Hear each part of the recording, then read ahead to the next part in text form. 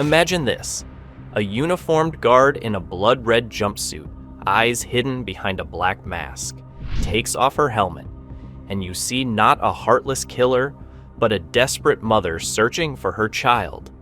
This is Kang No Eul, a name that sent chills down our spines in Squid Game, Seasons 2 and 3, and also sparked fierce debate.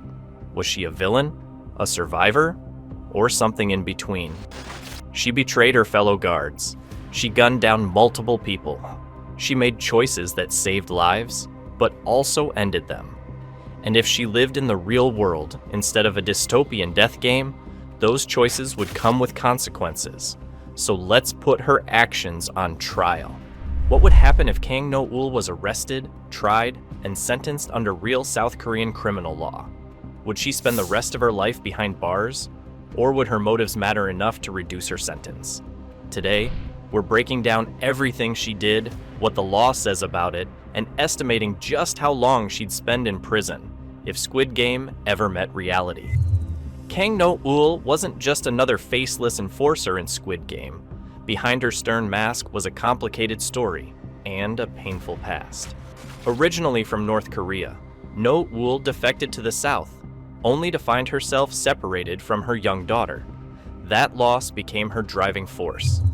Desperate to reunite with her child, she joined the shadowy organization behind the games, becoming Guard 011, one of the notorious pink-suited enforcers who ensured players followed the deadly rules. But she wasn't just a cog in the machine. Throughout Squid Game Season 2, and especially in Season 3, we saw her wrestle with her conscience. Unlike most guards, she formed connections, especially with player Kyung Seok, a man she was meant to watch die, not protect. Her transformation became clear as she started defying orders, killing her own fellow guards to shield Kyung Seok and others from execution. While her actions may seem redemptive, they also left behind a body count. No Eul crossed a line from survival into vigilantism and murder. She wasn't innocent, but she wasn't pure evil either. This moral complexity is why fans are still asking, if she were judged by real-world standards, what sentence would she face? Kang No Eul's transformation from obedient enforcer to rogue savior didn't come without bloodshed. Over the course of Squid Game Season 3, she committed a string of violent acts, many of which would be considered serious crimes in any legal system. Let's break down what she did. Her first major offense? Killing her superior officer. This wasn't just disobedience, it was outright murder, carried out in cold blood after she realized he stood in the way of protecting Kyung Seok. From that moment on, No Eul crossed a line she couldn't return from. Soon after, she attacked members of the pursuit team. These were trained guards, like herself, who were hunting down escaped players. She gunned down multiple colleagues in the chaos, choosing to save Kyung Seok instead. Then came her most extreme act, the mass execution of guards and players.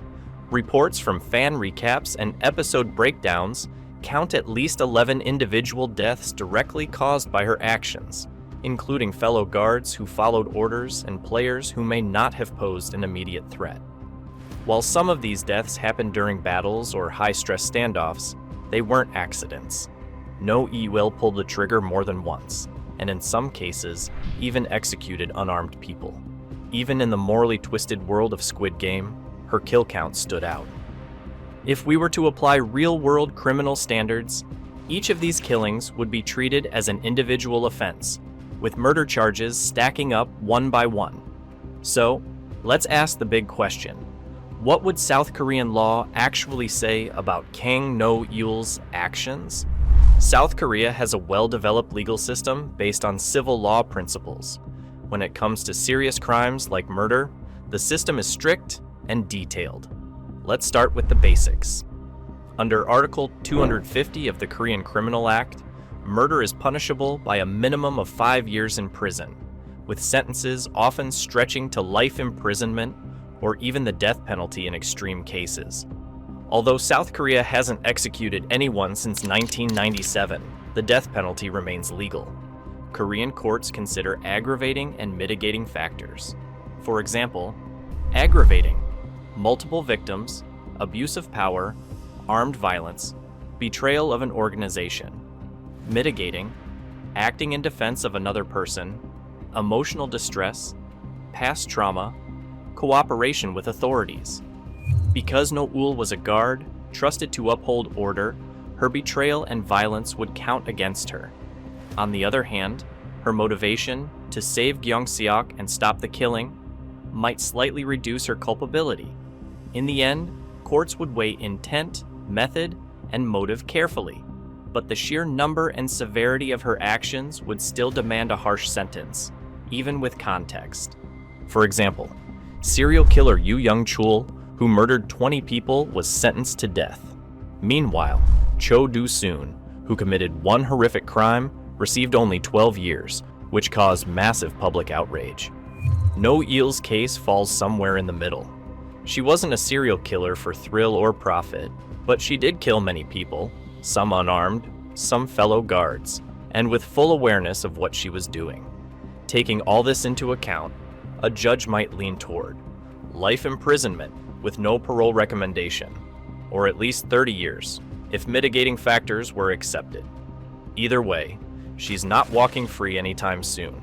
Kang No Eul may have committed multiple murders, but her case isn't black and white.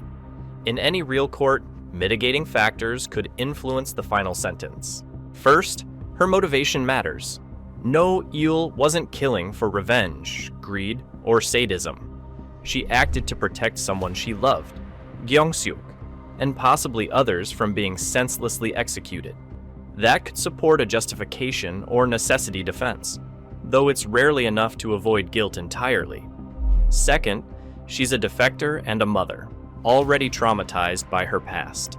South Korean courts sometimes consider psychological distress, especially in defendants with a history of persecution or separation from family. Her mental state, fear, desperation, and the trauma of the death game could earn her sympathy. Third, her actions eventually undermined the deadly game. By turning on the guards, she disrupted the system and helped expose its horrors. If she were to cooperate with investigators, provide information, or testify against those who ran the game, she might qualify for sentence reduction. However, these factors don't erase the lives lost. At best, they might reduce the severity of her punishment slightly, perhaps shifting her from death penalty to life imprisonment, or trimming a fixed sentence from 30 years to something closer to 20.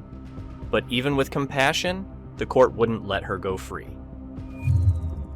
Kang No Eul is one of the most complex characters to come out of Squid Game. She's not a monster in the traditional sense. She's a mother, a survivor, and someone caught in a brutal system. But she's also responsible for taking more than 11 lives, many of them without legal justification. If we pulled her out of the screen and placed her into a real South Korean courtroom, the verdict would likely be severe. Despite any sympathy or trauma she experienced, the law would treat her as a multiple murderer, one who broke her oath as a guard and chose violence. A sentence of life imprisonment would be the most realistic outcome. While her motives might spare her from the death penalty, they wouldn't be enough to set her free. In the end, Kang No Eul's fate would mirror the world she tried to escape: cold, unforgiving, and ruled by hard choices.